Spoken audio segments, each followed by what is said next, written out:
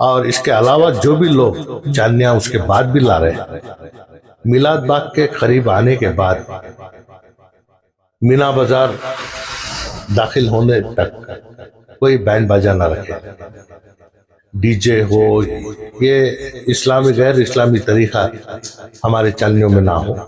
और साथ ही साथ बच्चे जो आतिशबाजी की या फिर है ना अंगार के साथ खेलने के या फेंक का है ना ये करते, तो ये उनकी हिफाजत और दूसरे जो आजू बाजू है उनकी हिफाजत, इसका भी खास तौर से ख्याल रखें।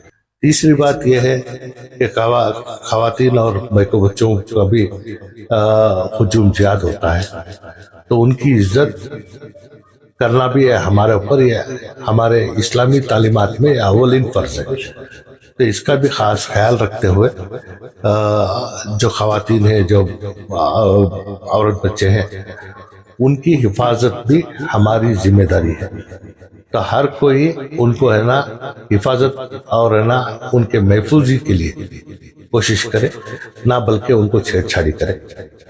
अस्सलामु अलैकुम, मैं अफसर मैसूरी। नाजरीन इकराम, आज हम रुकन असम्बली अली जनाब अलहाज तनवीर सेठ साहब की रिहाइश गाह पर पहुंचे हैं। आप सब लोगों को इस बात का इल्म है कि आने वाले दिनों में हर साल की तरह इस साल भी शहर मैसूर में बड़े आला पैमाने पर ईद मिलादुन नबी सल्लल्लाहु अलैहि वसल्लम मनाया जाता है। उसी ताल्लुक से हम ये जानने की कोशिश करेंगे कि इस तरह जो है किस तरह और किस बड़े पैमाने पर जो है ईद मिलादुन नबी सल्लल्लाहु अलैहि वसल्लम मनाया जाएगा, और साथ ही साथ जो है क्या उसूल और क्या पाबंदियां जो हैं इस ताल्लुक से बात करेंगे। जी मोहतरम बताएं सर।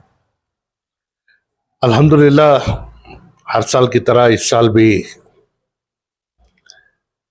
रबीउल अव्वल की 12 तारीख को आप सल्लल्लाहु अलैहि वसल्लम के सीरत नबी का इजलास तारीखी मुकाम मिलाद बाग में हमने तय किया है। तमाम शहरान मैसूर के मुसलमानों की मिन जानिब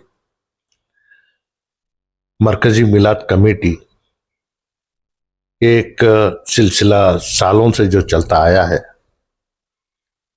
और ये सिलसिला मेरे वालिद के ताया मोहम्मद सेठ साहब के कोशिशों और काविशों से 1936 में मिलाद बाग में ये सिलसिला जारी होता है। इफ्तिदा नहीं, उससे पहले भी चलता आया है। मिलाद बाग में इसकी शुरुआत 1936 से हुई है, और उस साल से लेकर अब तक अल्हम्दुलिल्लाह अल्लाह ने इसकी जो इस कार्रवाई में बढ़ चढ़ कर हिस्सा लेने का मौका मोहम्मद सेठ साहब, उसके बाद सत्तार सेठ मेरे दादा, फिर मेरे वालिद, और उनके बाद से अल्हम्दुलिल्लाह मुझे इस जिम्मेदारी को निभाने का मौका मिला है। तो इसके लिए मैं अल्लाह रब्बुल इज़्ज़त का शुक्रगुजार हूँ। शहरान मैसूर में मिलाद का इजलास आज भी रियासत कर्नाटक में अपना मुकाम और अपने आप में एक मिसाली तौर का ना इजलास है, जिसमें साड़े रोड में चांदनियां जाना, चांदनियों को है ना इनामात से है ना नवाजना, और इस साल का हमारा जो इजलास है अजीज सेठ नगर से जुलूस शुरू होगा। अजीज सेठ रोड से साड़े रोड ये जुलूस मिलाद बाग इंशाअल्लाह असर के नमाज से पहले पहुंचने के इंकामात हैं। इजलास हालांकि हम असर के बाद का रखे हैं, लेकिन मेन इजलास जो है बाद नमाज मगरिब होगा, और हफ्ज मामूल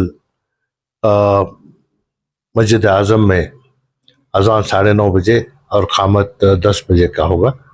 तो जिससे उस वक्त को भी हमने तरमीम किया है, उनसे इजाज़त भी मांगी है। और साथ ही साथ आंध्र प्रदेश के मशहूर और मारूफ उलमा अपने बयान से है ना हमें नवाजेंगे, सीरतुन नबी के ऊपर है ना रोशनी डालेंगे, और मुकामी जो उलमा है उनके भी बयानात होंगे।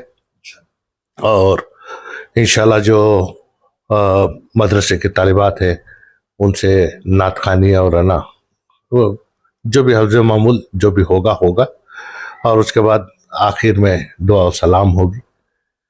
हज़रत मौलाना उस्मान शरीफ साहब इसकी सदारत करेंगे, सरखाजी साहब।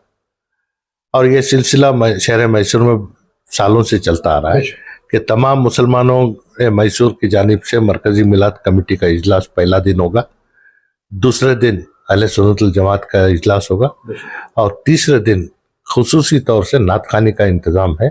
तो ये गुज़श्ता 10 साल से है ना ये रिवायत भी चलती आई है।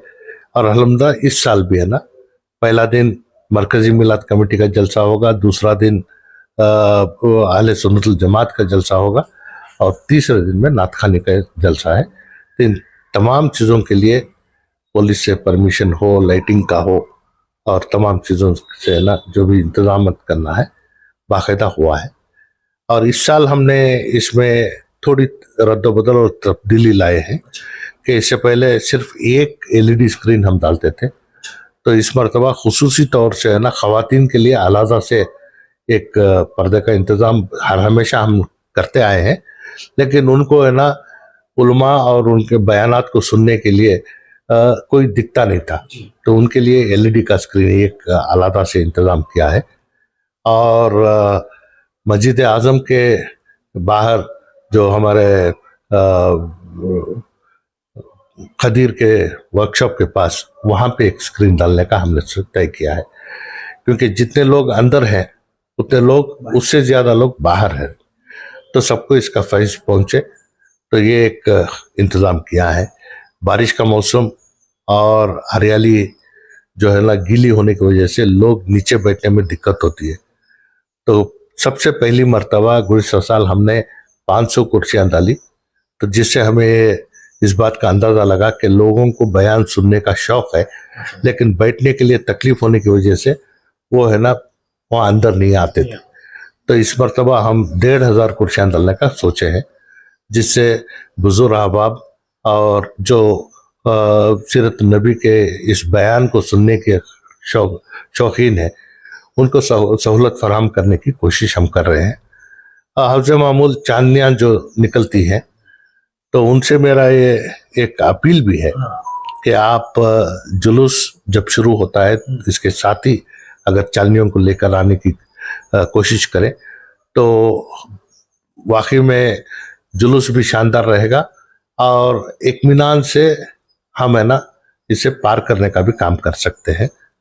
और इसके अलावा जो भी लोग चांदनियाँ उसके बाद भी ला रहे हैं, मिलाद बाग के करीब आने के बाद मीना बाजार दाखिल होने तक कोई बैंड बाजा ना रखे, DJ हो, ये इस्लामी गैर इस्लामी तरीका हमारे चांदनियों में ना हो।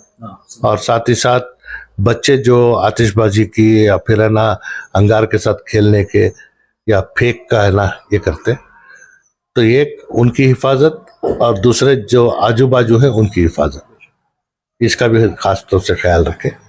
तीसरी बात यह है कि खवातीन और बैको बच्चों का भी हुजूम ज़्यादा होता है, तो उनकी इज्जत करना भी है हमारे ऊपर, यह हमारे इस्लामी तालीमात में अव्वलिन फ़र्ज़ है। तो इसका भी ख़ास ख्याल रखते हुए जो खवातीन हैं, जो औरत बच्चे हैं, उनकी हिफाजत भी हमारी जिम्मेदारी है। तो हर कोई उनको है ना हिफाजत और है ना उनके महफूजी के लिए कोशिश करे, ना बल्कि उनको छेड़छाड़ी करे।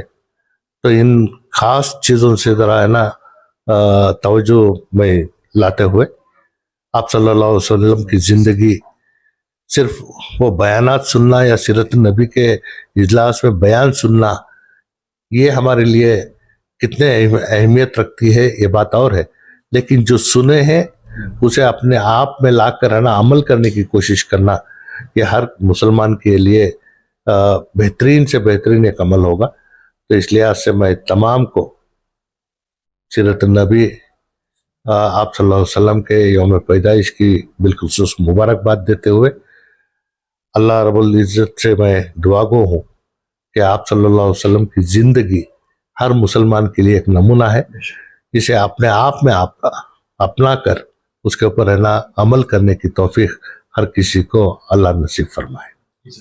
बहुत बहुत शुक्रिया। जिस तरह आने वाली पीर को 12 रबीउल अव्वल है, जिस दिन जो है सुबह से ही लोग एक जुलूस की शक्ल में जो है अलग अलग कारवान बनाकर निकलते हैं अलग अलग एरिया से। अली जनाब अलहाज तनवीर सेठ साहब और उलमा इकराम की जानिब से ये अपील की जा रही है कि उस दौरान जो है करतब दिखाने की कोई ज़रूरत नहीं है। आग वगैरह में जो है छोटे छोटे लड़के हैं मुंह में तेल वगैरह लेकर जो है आग लगाते हैं, इस तरह की जो है कोई हरकत ना करें, ये गैर इस्लामी है। तो अली जनाब अलहाज तनवीर सेठ साहब ये गुजारिश कर रहे हैं। बहुत सारे हादसे इस तरह पेश आए हैं जिससे बहुत ज़्यादा नुकसान जो है हमारा ही हुआ है।